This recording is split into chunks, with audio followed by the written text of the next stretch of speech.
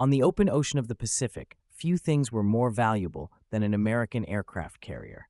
It was not just a warship.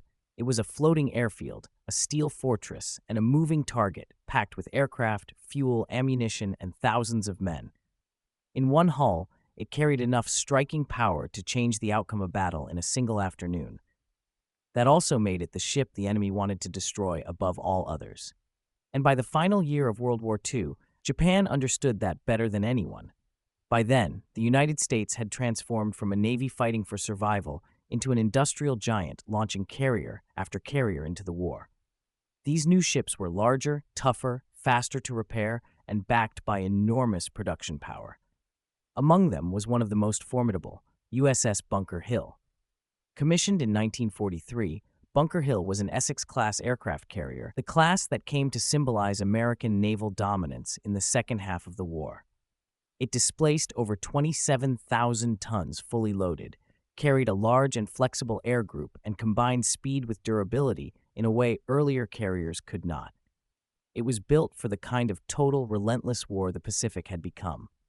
Once in action, Bunker Hill quickly proved its value. It took part in major fast carrier operations across the Pacific, joining strikes against heavily defended Japanese positions and helping project American power deep into enemy territory. Its aircraft hit targets in the Central Pacific, supported the great offensives that rolled the Japanese perimeter backward, and participated in the carrier battles of 1944, when American naval aviation began crushing Japan's remaining offensive strength. By late war standards, Bunker Hill had become exactly what the United States needed, a hard-hitting fleet carrier that could stay in the fight. But what made Bunker Hill legendary was not only what it did at its peak, it was what it survived. On May 11, 1945, during operations supporting the invasion of Okinawa, Bunker Hill became the victim of one of the most devastating kamikaze attacks ever suffered by a surviving American carrier. The timing could not have been worse. Its flight deck was crowded with fueled and armed aircraft, prepared for combat operations. Then, in a matter of seconds, Japanese suicide aircraft broke through. The first kamikaze slammed into the carrier and exploded. Almost immediately, a second struck. Bombs detonated, aviation fuel ignited, aircraft on deck erupted into fireballs. The flight deck became an inferno. What followed was not a battle in the usual sense. It was survival. Flames tore across the ship. Secondary explosions ripped through parked aircraft. Smoke and burning fuel spread devastation from one end of the deck to the other. Men were killed where they stood. Others fought through heat, blast, and chaos simply to keep the ship alive. Damage control teams moved into conditions that must have looked impossible. Twisted metal, burning gasoline, shattered equipment, and dead and wounded everywhere. The losses were horrifying. Nearly 400 crewmen were killed, one of the heaviest tolls suffered by any American carrier that still remained afloat.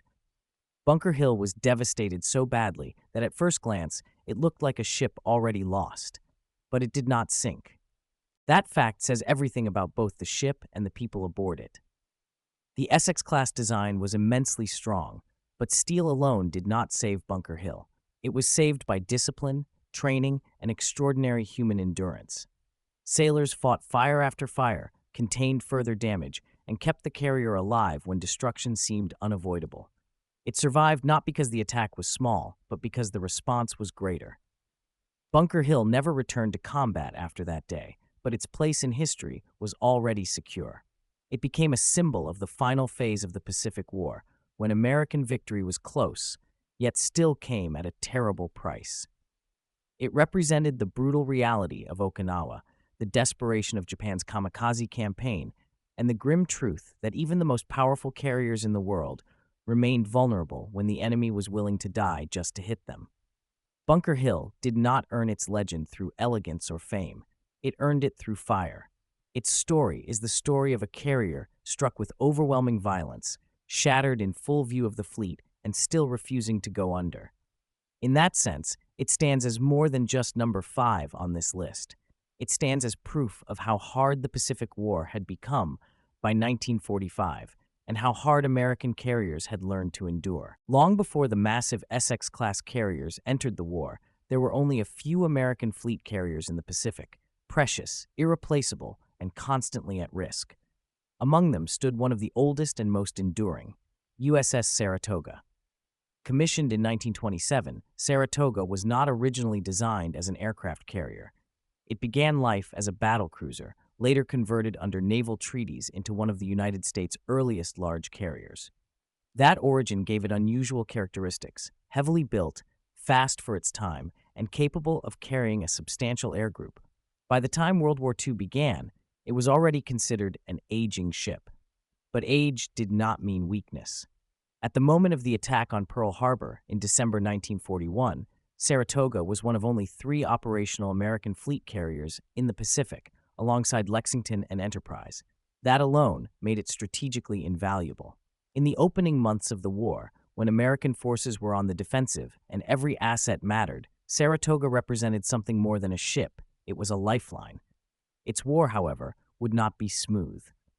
In January 1942, just weeks into the conflict, Saratoga was struck by a Japanese submarine torpedo. The damage forced it out of action and into repairs at a time when the U.S. Navy could least afford to lose a carrier. It missed critical early operations, including the Battle of Midway, one of the most decisive engagements of the entire war. Many ships might have faded into the background after such a setback. Saratoga did the opposite. After returning to service, it became a key part of the brutal struggle for Guadalcanal. The fighting there marked a turning point in the Pacific War, long, exhausting, and fiercely contested. Saratoga's air group played a major role in establishing American air superiority over the island and striking Japanese naval forces attempting to reinforce their positions. Then it was hit again. Another submarine torpedo damaged the carrier, once more forcing it out of the fight. Once again, Saratoga went to the shipyards. Once again, it returned. This pattern, damage, repair, return, would define Saratoga's entire wartime story. It was not the most modern carrier. It was not the fastest or the most advanced, but it was relentless. By 1943, Saratoga was back in action, and this time it delivered one of its most impressive performances. Its air group participated in a devastating strike against the heavily fortified Japanese base at Rabaul, one of the most important enemy strongholds in the South Pacific. The raid was bold, coordinated, and highly effective, helping neutralize a major threat without the need for a costly invasion.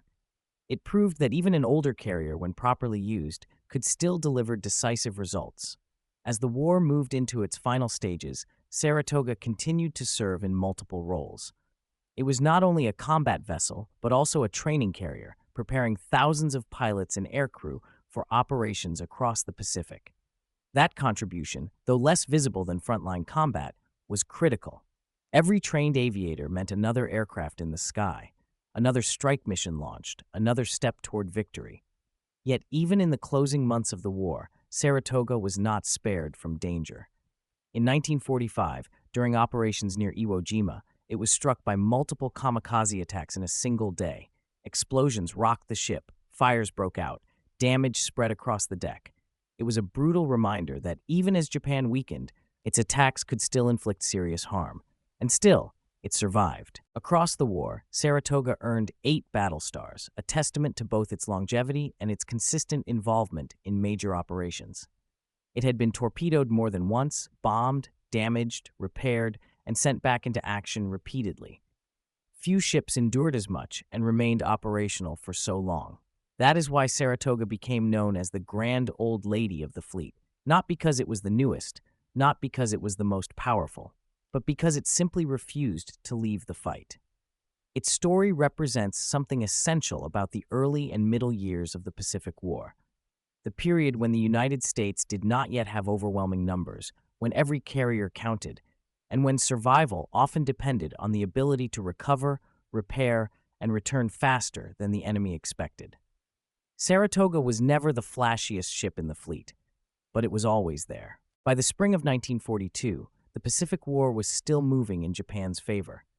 American forces had absorbed one shock after another, and the balance of power remained uncertain.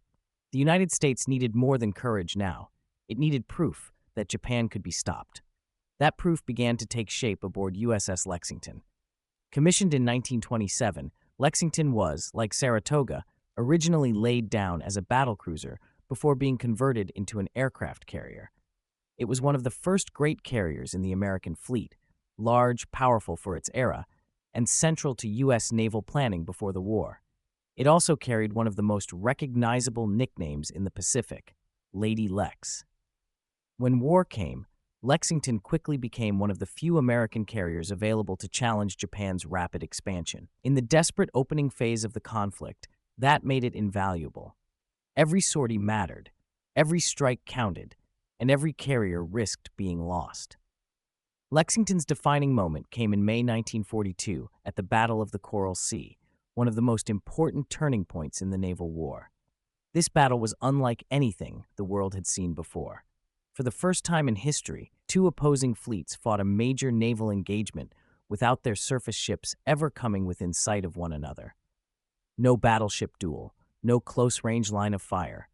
Everything depended on aircraft, search planes, dive bombers, torpedo bombers, fighters, and the speed with which carrier commanders could locate and strike the enemy first. It was the beginning of a new era, and Lexington stood at the center of it. Japan was attempting to seize Port Moresby, a move that would threaten Australia and deepen Japanese control over the South Pacific. To stop that advance, American carriers moved in. Lexington, operating alongside USS Yorktown, launched aircraft against the Japanese striking force in a tense, chaotic battle fought across vast distances of ocean. The air crews of Lexington helped locate and attack enemy carriers, contributing to the sinking of the light carrier Shoho and striking other Japanese naval units. It was a hard-fought engagement, full of confusion, split-second decisions, and violent attacks from both sides. No one involved had a full picture of the battlefield. Pilots often flew into danger with only fragments of information and a narrow margin for survival. Then the Japanese found Lexington. Enemy aircraft broke through and hit the carrier with 2 torpedoes and multiple bombs. The damage was severe. Explosions tore into the ship. Fires broke out. The flight deck was hit. Below decks, systems were damaged and fuel lines ruptured. It looked like the carrier might be finished. But Lexington's crew fought back with remarkable discipline. Damage control teams moved quickly. Fires were brought under control. Flooding was corrected. The list was stabilized. For a time, it seemed that the ship might actually survive. In the middle of battle, under extreme pressure, the crew had done what trained carrier crews were expected to do: keep the ship alive long enough to save it. Then came the fatal blow, not from another bomb, but from within. Gasoline vapors, released from damaged aviation fuel systems, spread through parts of the ship. Hours after the initial attack, those vapors ignited in a massive internal explosion. Then another. Fires surged again. The situation spiraled beyond control. What had looked salvageable suddenly became hopeless. The order was given to abandon ship. For the men leaving Lexington that day, it was a bitter end. The carrier had fought hard, absorbed tremendous punishment, and nearly survived. Yet in the end, the damage went too deep. Later, to prevent capture and ensure it did not drift into enemy hands, the ship was scuttled by American forces. Tactically, Lexington's loss was painful. Strategically, it was historic. The Battle of the Coral Sea forced Japan to abandon its invasion plan against Port Moresby. For the first time since the opening of the war, a major Japanese advance had been stopped. Not delayed. Stopped. That changed everything. Coral Sea also proved that the aircraft carrier, not the battleship, had become the true center of naval warfare. Fleets would now fight over the horizon. Victory would belong to the side that could search better, strike faster, and sustain air power at sea. Lexington did not merely participate in that revolution. It helped announce it to the world. That is why its place on this list matters so much. Lexington did not survive the war. It did not build a long combat record across multiple campaigns. But some ships earn greatness not through duration, but through consequence. Lexington's sacrifice helped halt Japanese momentum at a critical moment and helped usher in a new kind of naval combat that would define the rest of the Pacific War. It was lost in battle. But in that loss, it helped reshape the future of war at sea. If Lexington helped prove that Japan could be stopped, USS Yorktown proved that America could recover faster than anyone thought possible. Commissioned in 1937, Yorktown was a purpose-built fleet carrier, more modern than the older converted battlecruisers, and already one of the most important ships in the U.S. Pacific Fleet when war began. It combined speed, striking power, and operational flexibility in a way that made it ideal for carrier warfare. In the desperate early months of World War II, that made it indispensable. From the start, Yorktown was thrown into the hardest fighting. It took part in early Pacific operations when the U.S. Navy had very little room for error. Every carrier had to fight harder, move faster, and survive longer than seemed reasonable. Yorktown's air group struck Japanese targets, helped contest enemy expansion, and by May 1942 found itself in one of the most important naval engagements of the war, the Battle of the Coral Sea. There, Yorktown operated alongside Lexington in the clash that became the first all-carrier naval battle in history. Its aircraft helped locate and attack Japanese forces, contributing to the destruction of the light carrier Shoho and damaging other enemy units.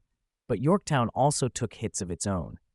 Japanese bombers damaged the carrier, and when the battle ended, it returned to Pearl Harbor badly battered, trailing an oil slick and looking like a ship that would need months of work. Under normal circumstances, that would have been true. Naval experts estimated repairs would take 3 months. But there was one problem. The Japanese were already preparing their next blow. American codebreakers had uncovered enough intelligence to warn Admiral Chester Nimitz that Japan was planning a major operation against Midway Atoll. The coming battle would likely decide the balance of power in the Pacific. Nimitz knew he could not wait 3 months. He barely had 3 days. What followed became one of the greatest repair efforts in naval history. More than 1,400 shipyard workers descended on Yorktown at Pearl Harbor. They worked around the clock, day and night, in a race against time. Damaged sections were patched, systems were restored, hull damage was repaired as far as possible, equipment was replaced, reinforced, or improvised. Parts were pulled from other ships when necessary. It was not a perfect rebuild. It did not need to be. It only needed to get Yorktown back into battle. And somehow, incredibly, it did. In just 72 hours, Yorktown was ready to sail. To the Japanese, this was almost unthinkable. They believed Yorktown had been crippled badly enough at Coral Sea to be out of action. Some expected it to be gone altogether. Instead, as their fleet moved toward Midway in early June 1942, Yorktown was already heading out to meet them. Its reappearance was a shock. At Midway, that shock mattered. The United States now had not 2 but 3 carriers, Enterprise, Hornet, and the seemingly resurrected Yorktown. That extra carrier increased American striking power at the exact moment it was needed most. Then came the decisive blow. On June 4, 1942, American carrier aircraft found the Japanese fleet. Dive bombers from Enterprise and Yorktown hit with devastating precision. In just minutes, 3 Japanese carriers were set ablaze. Yorktown's air group played a direct role in sinking Soryu, one of the core carriers of Japan's elite striking force. It was the kind of concentrated, war-changing attack that only happens when courage, timing, and opportunity collide at exactly the right second. But Midway was not over. Japanese aircraft located Yorktown and counterattacked. Bombs struck the carrier, fires broke out, damage spread. Once again, its crew fought with remarkable skill. Once again, the ship seemed to stabilize. Then came another attack, this time torpedo planes. Torpedoes slammed into the hull, causing severe flooding and loss of power. Yorktown was left dead in the water, heavily damaged and vulnerable. Even then, the crew did not give up easily. Efforts were made to save it. Salvage teams came aboard. Hopes remained that the carrier could still be brought home.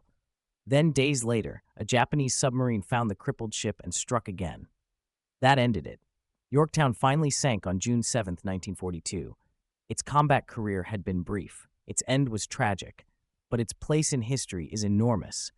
Yorktown was not just another carrier lost in battle. It was the carrier that should not have been there at all, and yet showed up exactly when history demanded it. Its return from Coral Sea to Midway was more than a repair success.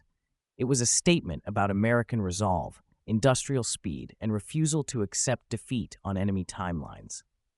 That is why Yorktown stands so high on this list. It helped stop Japan at one of the most decisive battles of the war. It delivered damage that crippled the enemy's carrier strength. and it did so after rising from what should have been months of incapacitation in just 3 days. Yorktown did not merely fight at Midway. It changed Midway by being there. And then there was USS Enterprise. If one American carrier can be said to embody the entire Pacific War, it is this one. Commissioned in 1938, Enterprise was a Yorktown-class aircraft carrier, built as part of the new generation of fast fleet carriers that would come to dominate naval warfare. It was not the largest carrier of the war, and later ships would surpass it in size and capacity. But no other American carrier matched its combination of timing, endurance, combat impact, and legend. When Japan attacked Pearl Harbor on December 7, 1941, Enterprise was not in port. It was returning to Hawaii after delivering aircraft to Wake Island and missed destruction by a matter of hours. That accident of timing changed history. While battleships burned in the harbor, Enterprise remained alive, mobile, and ready for war. Its aircraft were among the first American planes to strike back. In those opening hours, planes from its air group helped attack Japanese forces, and one Japanese submarine was sunk during the confusion around Hawaii. At the very beginning of the war, when the United States had almost nothing to answer with, Enterprise was already in motion. That would become a pattern. Over the following months, Enterprise participated in nearly every major carrier operation in the Pacific. It launched early raids against Japanese-held islands, hit enemy bases, and helped carry the burden of a navy still recovering from shock. Then came Midway. There, Enterprise delivered one of the most decisive blows in naval history. On June 4, 1942, dive bombers from its air group arrived over the Japanese fleet at the most critical possible moment. In a matter of minutes, Enterprise aircraft helped destroy Akagi and Kaga and also played a major role in the attack that doomed Hiryu later in the battle. Midway shattered Japan's offensive carrier power, and Enterprise stood at the very center of that victory.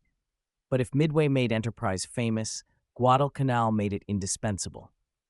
In the brutal naval struggle around the Solomon Islands, American carrier strength was stretched to the limit. Carriers were damaged, sunk, or forced into repair. For periods of that campaign, Enterprise was effectively the only operational American fleet carrier in the Pacific. That is difficult to overstate. In one of the most dangerous phases of the war, when the outcome remained uncertain, a tremendous weight rested on a single ship, and Enterprise held the line. Its aircraft fought in the skies over Guadalcanal, struck Japanese naval forces, and helped prevent the enemy from regaining full control of the campaign. Time and again, it took damage and came back. Bomb hits, near misses, repeated repairs. It kept returning to combat when the fleet could not afford to lose it. This persistence gave rise to one of the most famous nicknames in naval history, the Gray Ghost. The Japanese repeatedly believed it had been sunk. In fact, Japanese reports announced its destruction more than once. But each time, Enterprise returned. It reappeared where it was needed most, battered but still operational, like something that refused to disappear. And it kept building its record. Enterprise fought through the Long Island campaigns, supported major offensives across the Central Pacific, and continued operating into the final year of the war. It survived bomb damage, kamikaze attacks, and the cumulative strain of nearly continuous service. Its air group compiled a staggering record, credited with destroying hundreds of enemy aircraft and sinking or damaging large numbers of enemy ships. No American carrier had a combat history quite like it. By the end of the war, Enterprise had earned 20 battle stars, making it the most decorated ship in the history of the United States Navy. That fact alone would justify its place at number 1. But statistics, even impressive ones, do not fully explain its importance. Enterprise mattered because it was there in the moments that defined the Pacific War. After Pearl Harbor, at Midway, during Guadalcanal, and throughout the long drive back across the ocean. It served in the darkest phase, not just the triumphant one.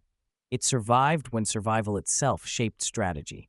It became a symbol not merely of American power, but of American endurance.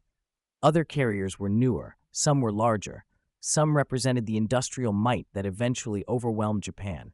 But Enterprise represented something deeper. It represented the ship that kept fighting when the war was still in doubt. That is why it stands at the top of this list. For longevity, for combat record, for decisive contribution, and for becoming the undying symbol of the U.S. Navy's carrier war in the Pacific. Bunker Hill endured fire, Saratoga endured time, Lexington changed naval warfare, Yorktown rose from the edge of death, but Enterprise did something even rarer. It was there from beginning to end.